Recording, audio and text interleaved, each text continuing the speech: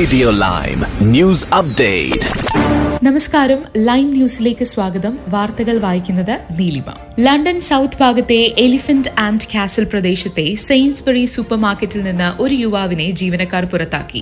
Facial recognition software തെറ്റായി ഇയാളെ കുറ്റകൃത്യവുമായി ബന്ധപ്പെട്ടയാളായി തിരിച്ചറിഞ്ഞതിനെ തുടർന്നായിരുന്നു നടപടി. വാറൻ രാജ എന്ന ഡേറ്റ പ്രൊഫഷണൽ ഷോപ്പിംഗ് നടത്തുന്നതിനിടെയാണ് പെട്ടെന്ന് സാധനങ്ങൾ ഉപേക്ഷിച്ച് കട വിട്ടുപോകാൻ നിർദ്ദേശിക്കപ്പെട്ടത്. കാരണമൊന്നും വ്യക്തമാക്കിയില്ലെന്ന് അദ്ദേഹം പറഞ്ഞു. ഈ അനുഭവം ഓർവേലിയൻ അനുഭവമായി അദ്ദേഹം വിശേഷിപ്പിച്ചു. കടയിൽ സ്ഥാപിച്ചിരുന്ന ഫേസ് വാച്ച് സാങ്കേതിക വിദ്യ മോഷണവും ജീവനക്കാർക്ക് നേരെയുള്ള അക്രമവും തടയാനുള്ള നടപടിയുടെ ഭാഗമായാണ് ഉപയോഗിക്കുന്നത്.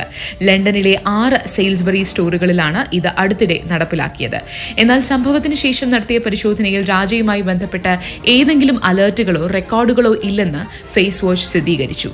സംഭവത്തിൽ മാനുഷിക പിഴവാണ് സംഭവിച്ചതെന്ന് വ്യക്തമാക്കി സെയിൽസ്ബറീസ് രാജയോട് മാപ്പ് പറഞ്ഞു.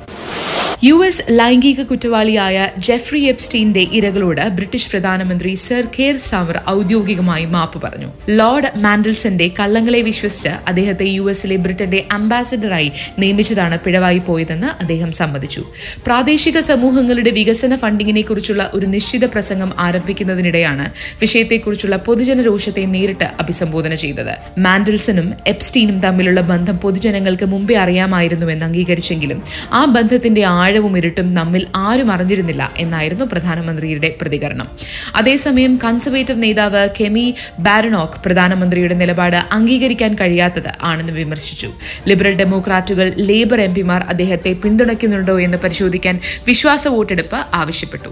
ലേബർ പാർട്ടിക്കുള്ളിൽ തന്നെ മാൻഡൽസനെ നിയമത്തിനെതിരെ വിമർശനം ശക്തമാണ്. നിയമനവുമായി ബന്ധപ്പെട്ട എല്ലാ രേഖകളും പുറത്തുവിടാൻ സർക്കാർ തുടക്കത്തിൽ മടിച്ചതിനെയും നിരവധി എംപിമാർ ചോദ്യം ചെയ്തു. ബാങ്ക് ഓഫ് ഇംഗ്ലണ്ട് അടിസ്ഥാന പലിശ നിരക്ക് 3.75% തുടരാൻ തീരുമാനിച്ചു. അതീവ നിർണായകമായ വോട്ടെടുപ്പിനൊടുവിലായിരുന്നു തീരുമാനം. എന്നിരുന്നാലും ഈ വർഷം പിന്നീട് പലിശ നിരക്ക് കുറയ്ക്കാൻ സാധ്യതയുണ്ടെന്ന സൂചനയും ബാങ്ക് നൽകി. ഡിസംബറിൽ 4% നിന്ന് 3.75% പലിശ കുറച്ചതിനു ശേഷം ഈ തവണ മാറ്റമുണ്ടാകില്ലെന്നാണ് വിപണികൾ പ്രതീക്ഷിച്ചിരുന്നത്. 9 അംഗങ്ങളുള്ള മോണിറ്ററി പോളിസി കമ്മിറ്റിയിൽ 4 പേർ ക്വാർട്ടർ പോയിന്റ് കുറവിന് അനുകൂലമായി വോട്ട് ചെയ്തെങ്കിലും ഭൂരിപക്ഷം ലഭിച്ചില്ല. SSLC പരീക്ഷയെക്കുറിച്ചുള്ള വ്യാജ പ്രചരണം പോലീസ് വിദ്യാഭ്യാസ വകുപ്പ് അന്വേഷണം ആരംഭിച്ചു. ഇത്തവണത്തെ SSLC പരീക്ഷ അതീവ കടുപ്പമേറിയതായിരിക്കുമെന്ന തരത്തിൽ പ്രചാരണം നടത്തുന്നവർക്കെതിരെ പോലീസ് വിദ്യാഭ്യാസ വകുപ്പ് സംയുക്തമായി അന്വേഷണം ആരംഭിച്ചു. പരീക്ഷ വിഷമകരമായിരിക്കുമെന്ന തരത്തിൽ സ്വയം പ്രഖ്യാപനങ്ങൾ നടത്തുന്ന ചിലർ വിദ്യാർത്ഥികളെയും രക്ഷിതാക്കളെയും മാനസികമായി ഭീതിയിലാക്കുകയാണെന്ന് വിദ്യാഭ്യാസ മന്ത്രി വി ശിവൻകുട്ടി പറഞ്ഞു. സമൂഹത്തിൽ ഇത്തരം ആശങ്കകൾ ബോധപൂർവമായി സൃഷ്ടിക്കാൻ ഒരു മാഫിയ തന്നെ പ്രവർത്തിക്കുന്നുണ്ടെന്നും മന്ത്രി ആരോപിച്ചു. പരീക്ഷയുടെ നടത്തിപ്പും മുന്നൊരുക്കങ്ങളും ചോദ്യപേപ്പർ തയ്യാറാക്കൽ അടക്കമുള്ള എല്ലാ നടപടികളും അത്യന്തം രഹസ്യമായാണ് നടക്കുന്നത്. ചോദ്യപേപ്പർ അച്ചടിക്കുന്നത് സംസ്ഥാനത്തിന് പുറത്താണ് നടക്കുന്നതെന്നും അദ്ദേഹം വ്യക്തമാക്കി. അന്തരിച്ച മുൻ മുഖ്യമന്ത്രിയും മുതിർന്ന കമ്മ്യൂണിസ്റ്റ് നേതാവുമായ VS അച്യുതാനന്ദന് മരണാനന്തര ബഹുമതിയായി പ്രഖ്യാപിച്ച പത്മവിഭൂഷൺ കുടുംബം സ്വീകരിക്കില്ല. VSന്റെ മകൻ VA അരുൺകുമാറാണ് ഇക്കാര്യം ഫേസ്ബുക്ക് കുറിപ്പിലൂടെ അറിയിച്ചത്. VSന് ജനഹൃദയങ്ങളിൽ ലഭിച്ച സ്ഥാനമാണ് ഏതൊരു ഔദ്യോഗിക പുരസ്കാരങ്ങളെക്കാളും വലുതെന്ന് കുടുംബം വിശ്വസിക്കുന്നുവെന്നും ജനങ്ങൾ അദ്ദേഹത്തിന് നൽകുന്ന സ്നേഹത്തിനും ആദരത്തിനും നന്ദിയുണ്ടെന്നും അരുൺകുമാർ കുറിച്ചു.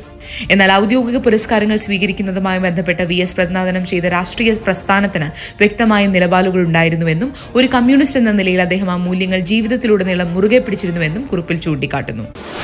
2020 ലോകകപ്പിൽ നിന്ന് ബംഗ്ലാദേശിനെ പുറത്താക്കിയ ഇന്റർനാഷണൽ ക്രിക്കറ്റ് കൌൺസിലിന്റെ നടപടിക്കെതിരെ മുൻ ഇംഗ്ലണ്ട് ക്യാപ്റ്റൻ നാസർ ഹുസൈൻ രൂക്ഷ വിമർശനം നടത്തി. എല്ലാ ടീമുകളോടും ICC സ്ഥിരതയുള്ള സമീപനം സ്വീകരിക്കണമെന്നതാണ് നാസർ ഹുസൈന്റെ നിലപാട്. സന്തോഷ് ട്രോഫി സെമി ഫൈനൽ പഞ്ചാബിനെ 4-0 തകർത്ത കേരളം ഫൈനലിൽ. സന്തോഷ് ട്രോഫി ഫുട്ബോൾ സെമി ഫൈനലിൽ ശക്തരായ പഞ്ചാബിനെ 4-0 പരാജയപ്പെടുത്തി കേരള ഫൈനൽ പ്രവേശിച്ചു. തുടർച്ചയായ 2ാം തവണയാണ് കേരളം സന്തോഷ് ട്രോഫി ഫൈനലിൽ എത്തുന്നത്. ഇന്നത്തെ പൗണ്ട് വിനിമയ നിരക്ക് 1 പൗണ്ട് സ്റ്റേർലിംഗിന് 122.24 ഇന്ത്യൻ രൂപ. വാർത്തകൾ അവസാനിക്കുന്നില്ല. കൂടുതൽ വാർത്തകൾ അടുത്ത ബുള്ളറ്റിനിൽ.